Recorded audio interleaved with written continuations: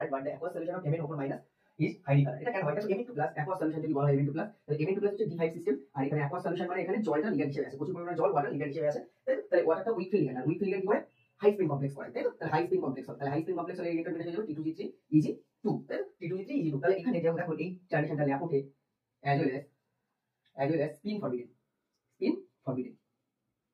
এবার কালারটা কেন দেখাচ্ছে? এখানে ডিডি ট্রানজিশনটা হচ্ছে ভাইব্রোনিক কাপলিং এর জন্য, ডিডি ট্রানজিশনটা হচ্ছে কি ভাইব্রোনিক কাপলিং, ভাইব্রোনিক কাপলিং এর জন্য কিন্তু ডিডি ট্রানজিশনটা হচ্ছে, ডিডি ট্রানজিশনটা কিন্তু ডাইরেক্টলি হওয়া উচিত না, কেন কি ল্যাপটে ফরবিডেন স্পিন ফরবিডেন, তাহলে ডিডি ট্রানজিশনটা হচ্ছে ভাইব্রোনিক কাপলিং এর জন্য, ভাইব্রোনিক কাপলিং এর জন্য এটা কিন্তু ফ্রেন্ডলি কালার হয়ে যাচ্ছে।